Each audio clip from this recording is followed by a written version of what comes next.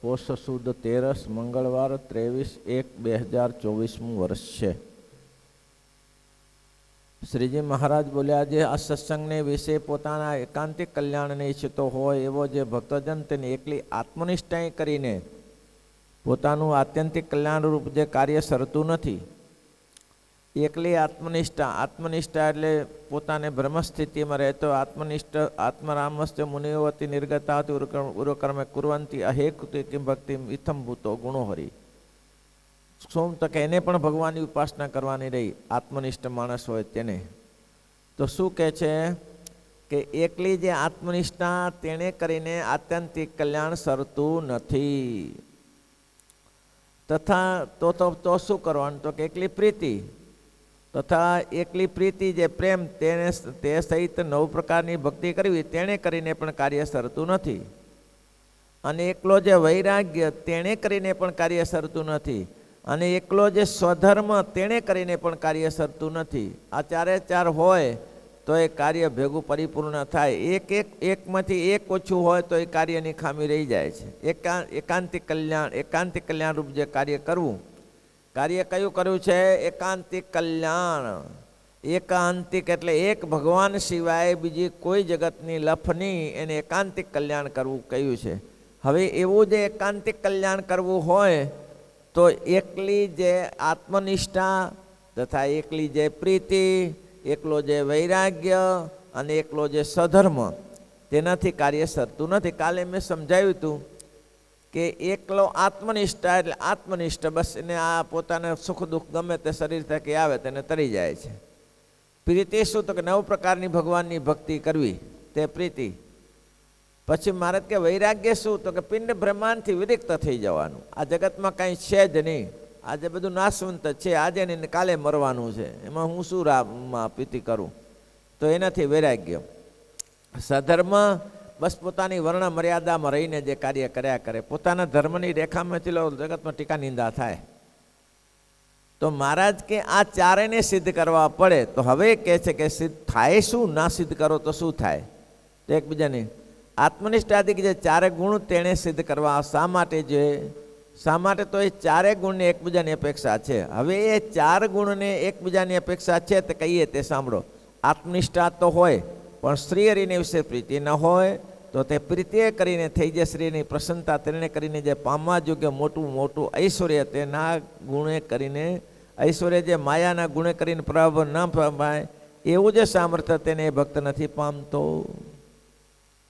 આત્મનિષ્ઠા હોય પણ ભગવાનની વિશે પ્રીતિ ન હોય, વિરક્ત પોતાને સુખ દુઃખ સહન કરી લે બધું, પણ ભગવાનની વિશે પ્રીતિ ન હોય તો માયાથી પર એવું જે અષ્ટાવરણથી પર એવું જે ભગવાનનું જે સદાનંદ ધામ છે તેને એ જીવ નથી પામતો. આત્મનિષ્ઠા તો હોય પણ શરીરને વિશે પ્રીતિ ન હોય તો પ્રીતિએ કરીને થઈ જાય શરીરની પ્રસન્નતા. ભગવાનની ભક્તિ સિવાય ભગવાનની પ્રસન્નતા થાય જ નહીં. ન તો સધર્મથી થાય, એ રાખવું જરૂરી છે, ન તો આત્મનિષ્ઠાથી થાય, ન તો વૈરાગ્યથી થાય. ઘણા વૈરાગ્યો બેઠા છે આમ બ્રહ્માસ્મી કરીને પડ્યા રહે છે, એનાથી કંઈ સમાજનું કલ્યાણ થતું નથી. એટલે બહુ સરસ બતાવે છે કે આત્મનિષ્ઠા, એકલી આત્મનિષ્ઠા એ કરીને શું? તો કે ભગવાનની વિશે પ્રીતિ થતી નથી. આ ધોતી ફાડીને આવ્યા બધા. આત્મનિષ્ઠા એ તેણે કરીને એને ભગવાનની વિશે પ્રીતિ થતી નથી. શું પ્રીતિ કેવી? તો કે શ્રીહરિની પ્રીતિ તો પ્રીતિ થતી નથી. પ્રસન્નતા, શ્રીહરિની પ્રસન્નતા તેણે કરીને પામ્યા જોગે એવું મોટું ઐશ્વર્ય. શ્રીહરિની પ્રસન્નતા થાય તો જ મોટું ઐશ્વર્ય કયું? માયાના ગુણે કરીને પ્રભાવ ન પમાય એવું જે મોટું સામર્થ્ય તે ભક્તને નથી પામતો. જગતમાં બધા માયાને પરાભવ થઈ જાય, ભરખી જાય માયા. જેમ સાપણ છે તે સાપ પછી ઘણા બધા બચ્ચાઓને કણાઓ બધા જન્મ આપે, એ બધાને ભરખી જાય. જે પોતે કુંડાળું કરે, કુંડાળામાં જેટલા કણા પડે તેને બધે ખાઈ જાય, પણ કોઈ કણો ઉછળીને પહેલી વાર પડી ગયો તે બચી ગયો. તેમ આ માયાના ગુણ કરીને પ્રભાવ ન એવું જે મોટું સામર્થ્ય તે ભક્ત નથી પામતો. માયાના ગુણો પરાભવ થઈ જાય છે, એવું છે. તો શ્રીહરિની વિશે પ્રીતિ હોય પણ જો આત્મનિષ્ઠા ન હોય તો શું થાય? ભગવાનની વિશે પ્રીતિ છે, તમે એમ કીધું કે ભગવાનની પ્રસન્નતા રૂપ જે માયાના ગુણથી પર એવું જે સચ્ચિદાનંદ ધામ તેને નથી પામતો, પ્રીતિ સિવાય. તો પ્રીતિ કરો ને, એટલે પ્રીતિ જ રાખો. તો પ્રીતિ હોય તો શું થાય ભાઈ? તો એ પર તકલીફ છે. તો શું થાય છે? પ્રીતિ હોય પણ જો આત્મનિષ્ઠા ન હોય તો દેહ અભિમાનને જોગે કરીને પ્રીતિની સિદ્ધિ થતી નથી. ભગવાનની શે પ્રીતિ છે, પણ દેહ અભિમાન રહી જાય છે. હું છું, ગોળો છું, કાળો છું, ધોળો છું, પોતામાં અહમત્વ રહી જાય. મારું ખેતર છે, મારી ખેતી, મારી વાડી છે, આ બધું રહી જાય. તો દેહ અભિમાન એટલે પોતાનો કાળો ધોળો, એ જ પોતાના શરીરમાં. આપણા સમાન બુદ્ધિશાળી કોઈ નથી. આ દેહ અભિમાન રહી જાય.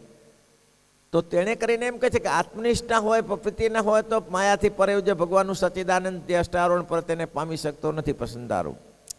તો કે ભાઈ પ્રીતિ જ રાખો, આત્મનિષ્ઠાને છોડો. તો કે દેહાભિમાન આવી જશે. દેહાભિમાન કોણ કાપે? આત્મા કાપે. તો દેહાભિમાન થઈ જાય.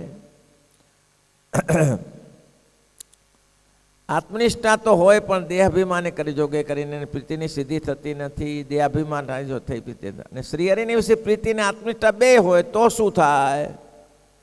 શ્રીહરિને વિશે પ્રીતિ અને આત્મનિષ્ઠા બે હોય પણ જો દ્રઢ વૈરાગ્ય ન હોય તો માયિક પંચ વિષય વિશે આસક્તિ કરીને પ્રીતિ અને આત્મનિષ્ઠાની સિદ્ધિ થતી નથી. આત્મનિષ્ઠા એ છે, પ્રીતિ એ છે, બે છે. તો હવે તો તમને શું વાંધો પડે? તો કે વાંધો પડ્યો ને. શું પડ્યું? બાહ્ય પદાર્થ કપાતા નથી. મેં કીધું ઢાલે કરીને ઢાલથી પોતાનું રક્ષણ થાય. આત્મનિષ્ઠાથી અહમપણું રહે. તમારે આત્મનિષ્ઠા હોય તો અહમપણું ન રહે. ખાલી ભગવાનમાં ભક્તિ કરો પણ અહંકાર રહ્યા જાય. મારા જેવો કોઈ નહીં, અહંકાર રહ્યા જાય. આપણે જેવો બુદ્ધિશાળી કોઈ નહીં. આપણે વહેલા ઉઠીએ છીએ, આ બધા પડ્યા રહે છે, ભજન કરતા નથી, ખાઈ પીને બેઠા રહે છે. આ અહંકાર, આ પોતાને છે મમત્વપણું છે. એટલે કે પોતાને છે અહંકાર, અહમત્વપણું છે. તો આ નથી ટળતું. શું કહે છે? આત્મનિષ્ઠા વગર પ્રીતિની સિદ્ધિ થતી નથી. એમ થઈ જાય, અહમત્વ આવી જાય. તો કે ભાઈ તમે બે રાખો, પ્રીતિને આત્મનિષ્ઠા રાખો, તો સિદ્ધિ થશે ને. ભગવાનને જે એકાંતિક કલ્યાણ સાધુ તે કાર્ય સિદ્ધ થશે ને. તોય નહીં થાય. કેમ? વૈરાગ્ય વગર. વૈરાગ્ય છે એ તલવાર છે. મ્યાનમાંથી તલવાર કાઢો તો જ બહારના વિષયો કપાય. તલવારથી બાહ્ય વિષય કપાઈ જશે. મારો કાકો કાકી, ફૂવો ઘર, માતા પિતા બધું કપાઈ જશે. પત્ની છોકરા બધું કપાઈ જશે. બાહ્ય વિષય વૈરાગ્યથી કપાય. બારે વૈરાગ્યથી કપાય. હવે એમ કે છે તો માત્ર વૈરાગ્યને જ રાખો ને. વૈરાગ્ય ન હોય તો માઇક પંચવિષયની આસક્તિ કરીને પ્રીતિ અને આત્મનિષ્ઠા તેની સિદ્ધિ થતી નથી. માઇક પંચવિષયમાં પ્રીતિ રહી જશે. છોકરા છોકરી, ઘર, ખેતર, મેળી ઘોડી બધું એના વિશે પ્રીતિ રહી જશે. પ્રીતિ નહીં થાય. તો વૈરાગ્ય હોય પણ જો પ્રીતિ અને આત્મનિષ્ઠા ન હોય તો શ્રીને સ્વરૂપ સંબંધી પરમાનંદની પ્રાપ્તિ થતી નથી. તો કે વૈરાગ્ય રાખો ભાઈ, એકલો વૈરાગ્ય. એકલા વૈરાગ્યથી ચલાવો, કોઈ ચિંતા ન કરતા. તો કે નહીં મેળ બેસે. કેમ? તો કે છે વૈરાગ્ય તો હોય પણ જો પ્રીતિના આત્મનિષ્ઠા ન હોય તો શ્રીના સ્વરૂપ સંબંધી જે પરમાનંદ, પ્રીતિ સિવાય તો પરમાનંદ કરાવે કોણ? ન તો આત્મનિષ્ઠાથી થાય, ન તો કોનાથી થાય? તો પરમાનંદ ભગવાનના સ્વરૂપનું સુખ તો પ્રીતિ જ કરાવે.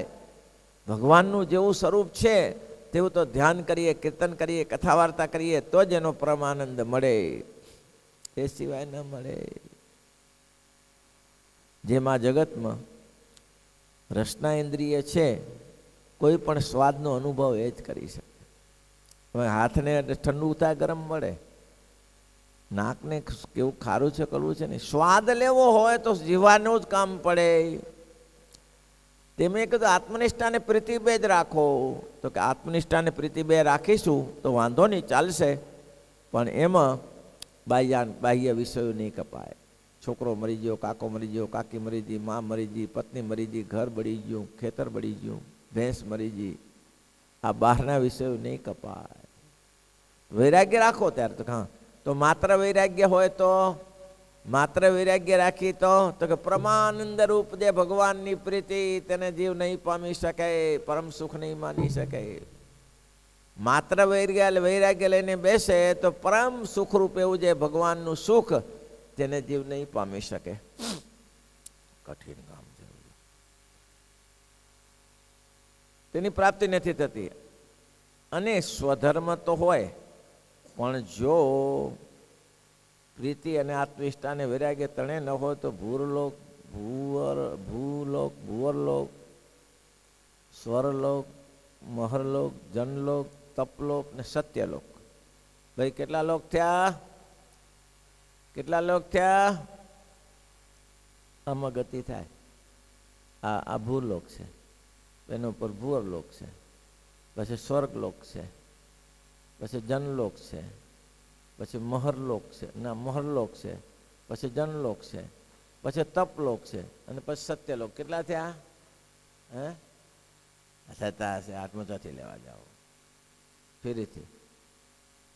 આ ભૂરલોક, એના ઉપર ભુવરલોક, પછી સ્વર્ગલોક, પછી મહરલોક, પછી જનલોક અને પછી તપલોક. હે ના થાય 7 થાય. જુઓ એમના લોચો મારે કેમ ચાલે. આ ભુવરલોક છે, પછી આ ભૂલોક છે, પૃથ્વી ઉપર ભૂલોક, ભુવરલોક, સ્વર્ગલોક, સ્વર્ગલોક, પછી ઉપર છે મહરલોક, પછી એના ઉપર છે જનલોક, પછી એના ઉપર તપલોક અને એના ઉપર સત્યલોક. 7 થઈ ગયા ને. એટલા આમ જ ગતિ કરી શકે. ઉપર એના ઉપર જે અષ્ટાવરણ છે, માયાનું જે ચક્ર છે, તેને ભેદી ન શકે. કોણ? આ ત્રણે કાઢી નાખીએ, આત્મનિષ્ઠા કાઢી નાખીએ, પ્રીતિ કાઢી નાખીએ, વૈરાગ્ય કાઢી નાખીએ, તો અહીં ચક્રો માર્યા કરે. ચક્રો માર્યા કરે. ઇન્દ્ર થઈ જાય, બ્રહ્માએ થઈ જાય, વિષ્ણુ થઈ જાય. વિષ્ણુ એટલે ભગવાનની દેવ. એ બધી ગતિ થઈ જાય. બ્રહ્મા, વિષ્ણુ, શિવ સુધી એની બધી ગતિ થઈ જાય. પણ જે અષ્ટાવરણથી પર એવું જે ભગવાનનું ધામ, તેને તો જીવ ના જ પામે. કેમ? તો અહીં ચક્રો માર્યા કર ભાઈ. ઇન્દ્ર થવું તો ઇન્દ્ર થવું, બ્રહ્મા વિષ્ણુ તમારે જે વિરાટ ઇત્યાદિ ઉત્પન્ન થવું બધું કરી શકો છો. પણ જે અષ્ટાવરણથી પર એવું જે ભગવાનનું ધામ, એ પરમાનંદ રૂપ જે ભગવાનનું ધામ છે, તેને જીવ નહીં પામી શકે. એકલો જ માત્ર શું હશે? વૈરાગ્ય, સ્વધર્મ હશે તો.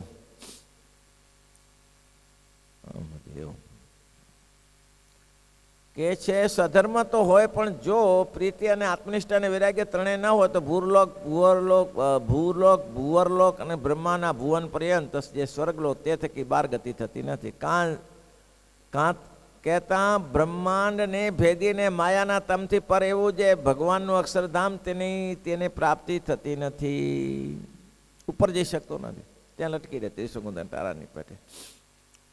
કારણ કે પ્રીતિ જ ઉપર લઈ જાય. ભગવાનની વિશે પ્રીતિ હોય તો આ બ્રહ્માંડ ભેદીને પહેલી બાજુ જવાય. પ્રીતિ જ નથી. એમાં લખ્યું છે નિષ્કર્ષ, સ્નેહ ને રે સમાન નાવે કોઈ, સ્નેહ ને રે સમાન. સ્નેહ નથી જેને નાથ શું રે, શું થયું કથતા રે જ્ઞાન.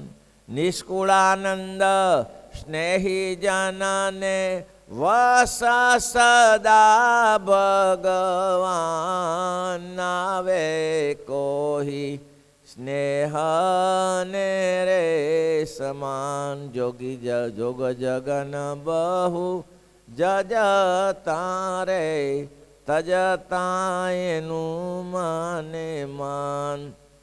તજી ઘરવાસ ઉદાસ ફરે કોઈ, કરે તીર્થ વ્રત દાન નાવે કોઈ, સ્નેહ ને રે સમાન. આ બધું આવ્યું. જોગ જગન બહુ જજતા રે, તજતા તેનું તેને માન. તજી ઘર વાસ ઉદાસ ફરે, કરે વ્રતદાન, પણ સ્નેહ નથી જેને નાથ શું રે, શું થયું કથતા રે જ્ઞાન. એમ કહ્યું. જો માત્ર એને પહેલે એમ કીધું કે આત્મનિષ્ઠા, પ્રીતિ ને વૈરાગ્ય ત્રણ હોય તો પછી વાંધો નહીં.